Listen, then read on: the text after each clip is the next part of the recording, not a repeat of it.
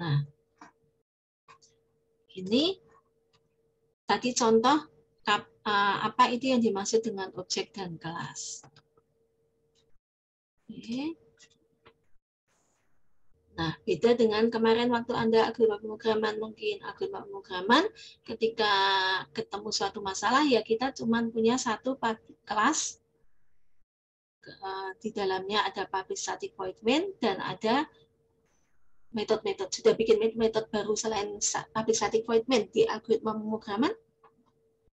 Sudah kan ya, udah masuk metode kan? Tapi dia kan metodenya masih dalam satu kelas. Seperti itu ya.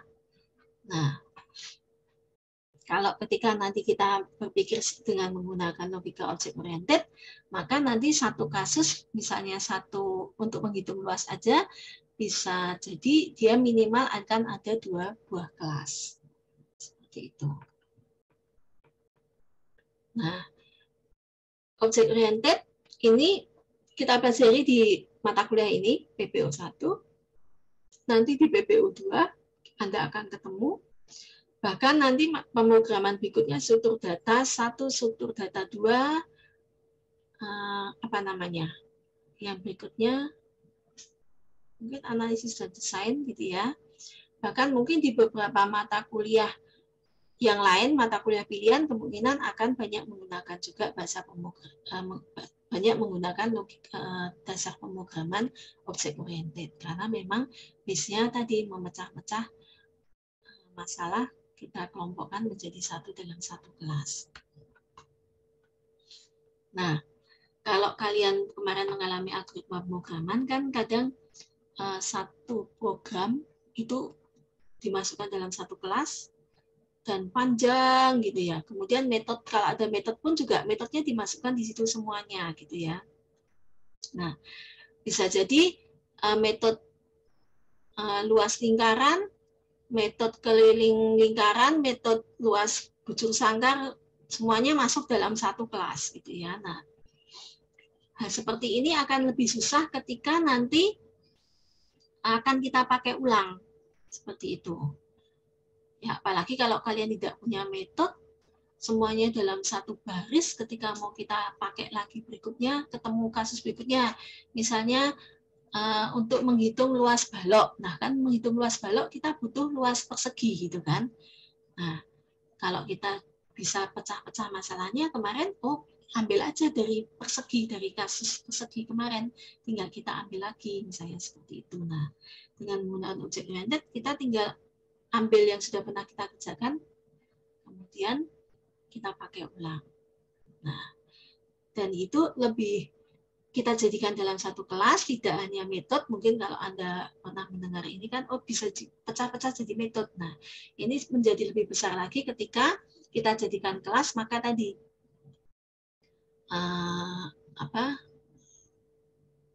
metode-metode tadi dikelompokkan ke dalam satu kelas di mana dia peruntukannya sama. Seperti itu. Jadi misalnya kalau tadi kelas manusia gitu ya. Nah, kelas manusia mungkin metode bergeraknya dengan mungkin kalau kita punya kelas ular, nanti metode bergeraknya beda caranya. Seperti itu. Nah, sama-sama metode bergerak. Tetapi di kelas manusia dengan di kelas ular mungkin itu dia berbeda metode bergeraknya gitu ya.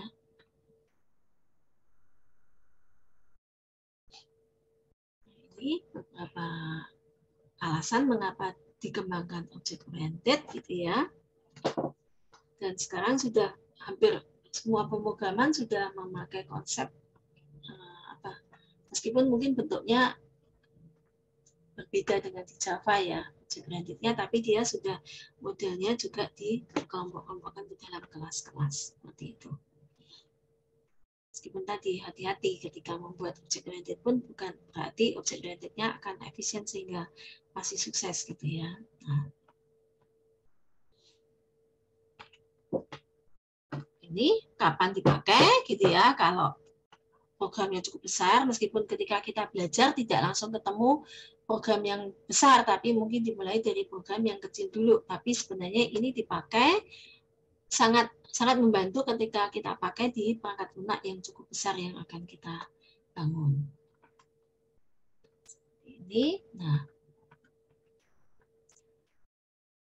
tadi sudah kita mulai. Ini objeknya. Kalau objek itu realnya, ya. Kalau ini tempat minum, ya jelas realnya tempat minumnya yang seperti ini loh.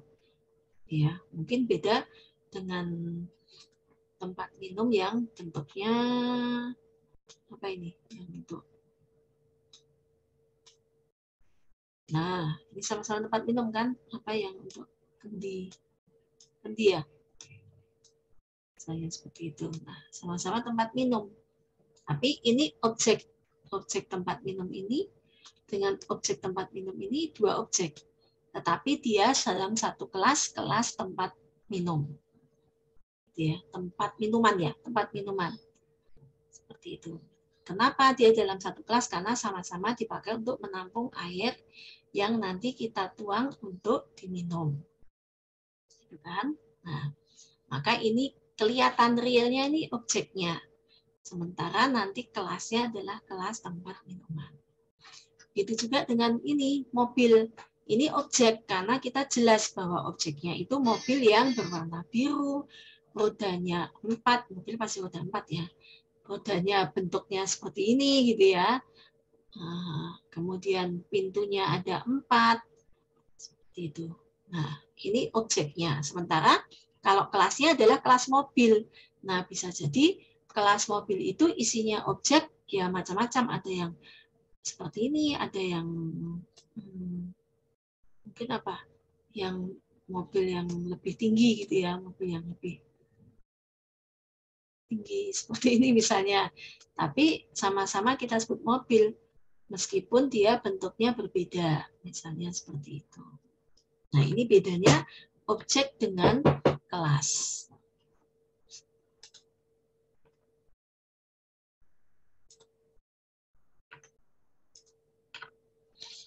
Nah, tadi untuk setiap objek itu pasti punya atribut dan punya metode. Atribut itu apa? Sifat. Metode itu perilaku. Ya. Atau kalau kemarin Anda itu atribut itu bisa variabel. Tapi variabel itu mencirikan dari objeknya tadi. Jadi misalnya kalau ini sifatnya yaitu dia ukurannya berapa, 1,5 liter atau 2 liter gitu ya. Terbuat dari apa? Kalau ini saya contohnya terbuat dari kaca. Kalau yang saya contohkan tadi, gambar jelek tadi itu saya terbuat dari tanah liat. Saya seperti itu gitu kan. Bentuknya ini lebih tinggi atau dia bentuknya lebih bulat, misalnya seperti itu. Nah, ini sifatnya. Nah, sifatnya ini maka nanti nilainya bisa berbeda-beda. Ya, tapi kita tarik ke atas bahwa oh dia punya sifat apa, ukurannya apa, terbuat dari apa, bentuknya apa. Kemudian juga dia metodenya apa? Dia bisa diisi, bisa dituang.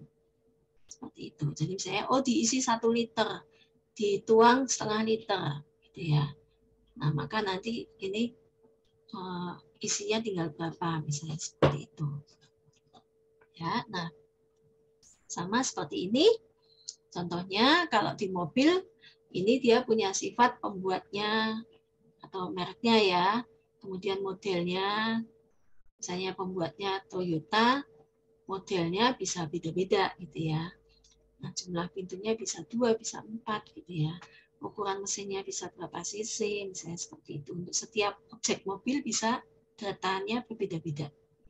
Tapi dia punya metode yang sama, dia bisa ngerem, bisa berhenti, bisa dipercepat, bisa balik arah, bukan dibalik mobilnya ya, tapi balik arah gitu ya. Seperti itu. Nah, dari tadi kumpulan benda yang real tadi, ya, nah itu dengan sifat yang sama, metode yang sama, itu diangkat, digeneralisasi menjadi yang namanya kelas. Nah, kelas itu tadi, kelas mobil. Kelas mobil kita tahu bahwa dia punya sifat-sifat tertentu, tapi tadi belum tahu nilainya. Jadi kalau tadi kelas mobil, oh dia punya sifat apa tadi, modelnya apa, kemudian pembuatnya siapa, banyaknya pintu berapa, dia punya sifat itu di kelas. Kalau di objek, kita tahu bahwa oh, pembuatnya Toyota. Nah, ketika sudah pembuatnya Toyota, itu dia sudah objek. Ya, kalau kelas itu masih berupa generalisasi atau kumpulan. Itu. Ya, maka salah satu sifat dari object oriented itu adalah abstraksi. Ini sifat yang pertama. Ya, abstraksi ini tadi, berarti tadi kita tahu objeknya, kita abstraksi menjadi kelas.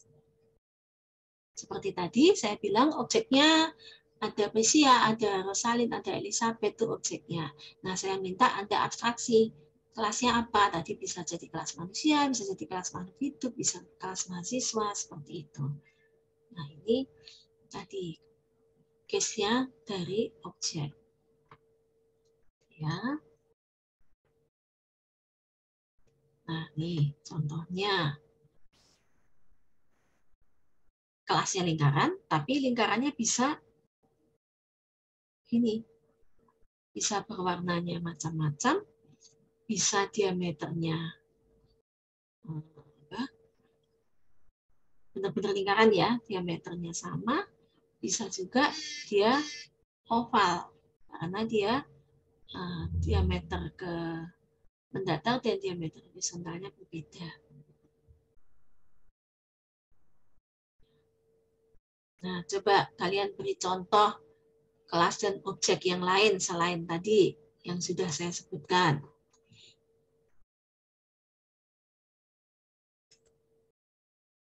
Jelas nggak? Apa kalian beri contoh kelas dan objek yang lain? Boleh di dunia nyata, boleh juga dari kasus-kasus yang pernah kalian hadapi di algoritma pemrograman.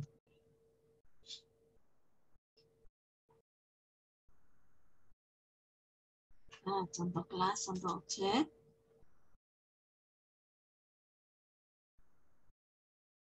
William? Ya, Bu. Coba beri contoh kelas dan objek. Objek. Kelasnya makanan mungkin, Ibu. Apa? Makanan bisa, bukan untuk kelasnya. Makanan itu kelas. Objeknya?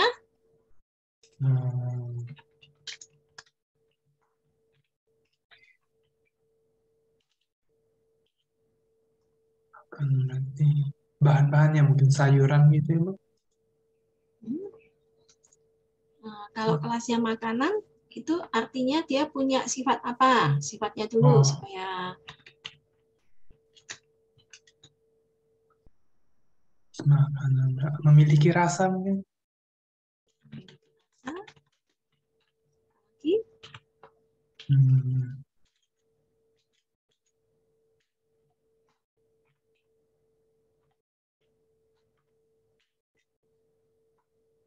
Layak dimakan, layak dikonsumsi. Bisa dimakan.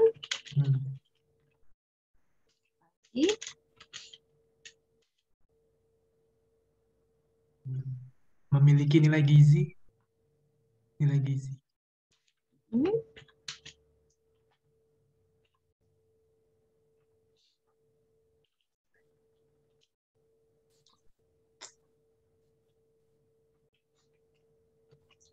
Apa lagi?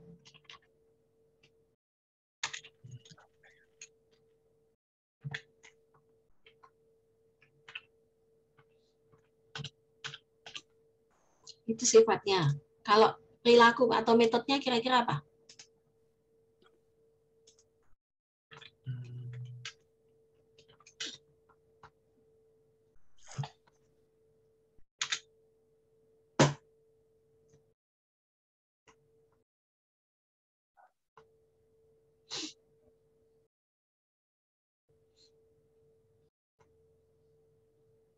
Apa kira-kira metodenya?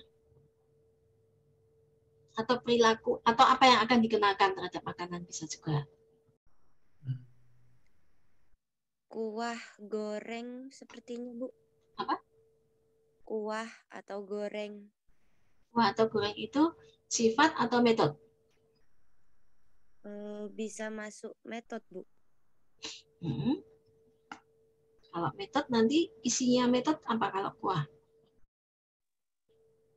Sop. Direbus. Direbus. Berair. Berair. Metode. Kalau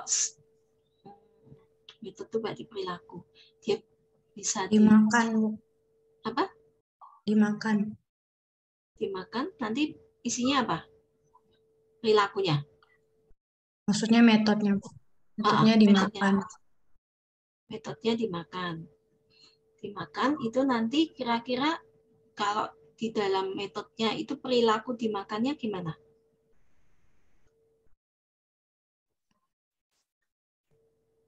Dimasukkan ke mulut. Ada nggak dimakan yang tidak dimasukkan ke mulut? Dikunyah. Dikunyah. Ya, tapi dimasuk di mulut kan, dikunyah di dalam mulut ya.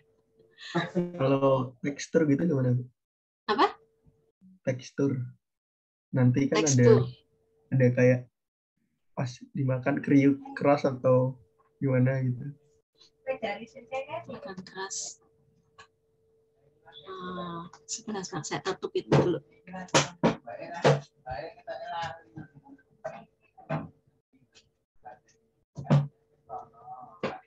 Kalau tekstur berarti kan sifat ya. Kalau metode misalnya dimasak, cara memasak, nah itu metode. Jadi nanti isinya, cara memasaknya, berarti kan bisa tadi digoreng, dibakar, misalnya seperti itu. Bisa bayangkan nggak?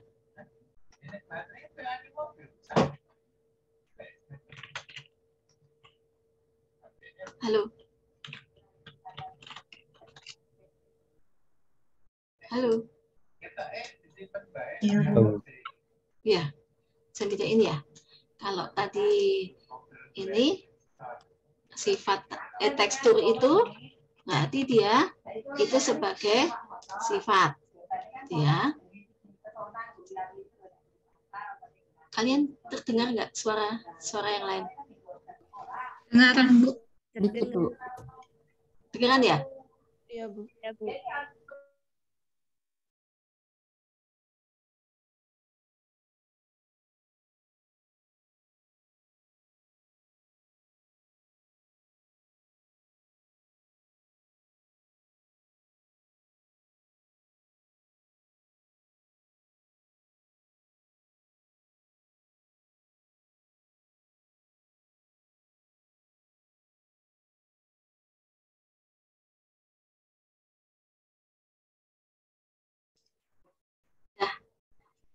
Ya, itu contohnya sifat dengan metode ya. Memang kalau dunia nyata jadi agak susah ya.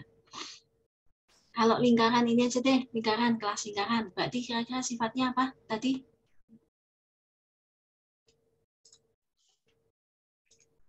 Mempunyai diameter. Mas, Jari-jari. jari-jari. Atau jari-jari ya.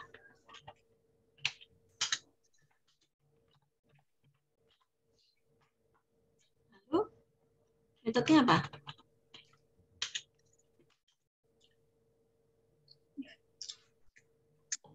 Warna mungkin, Bu. Metode, warna itu metode atau sifat? Sifat. Warna sifat ya. Metodenya? Mungkin fungsi, Bu. Kecil. Apa? Mungkin fungsi. Fungsi. Maksudnya apa? Gimana fungsi itu? Nggak tahu juga, Bu. Metodenya atau perilakunya?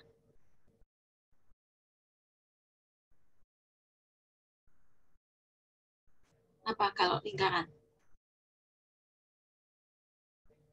Perilaku yang dikenakan terhadap lingkaran itu apa?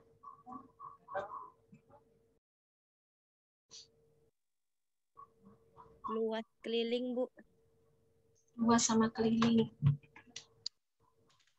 Ya.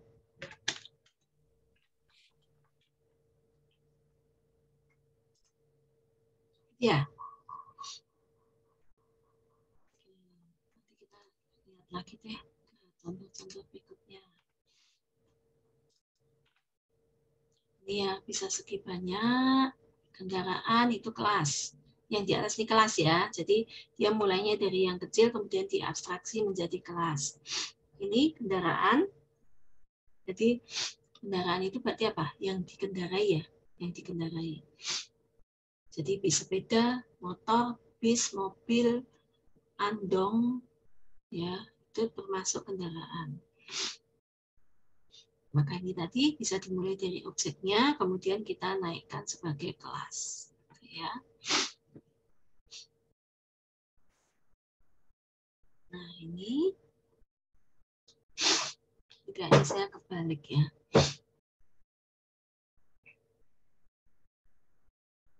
Ya, ini tadi jelas. Nah, kalau ini coba.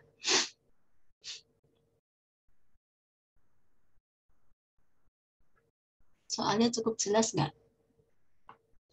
Anda bisa mulai dari objeknya dulu. Kalau susah langsung menemukan kelas. Jadi bisa Anda cari objeknya, maka bisa ketemu kelasnya.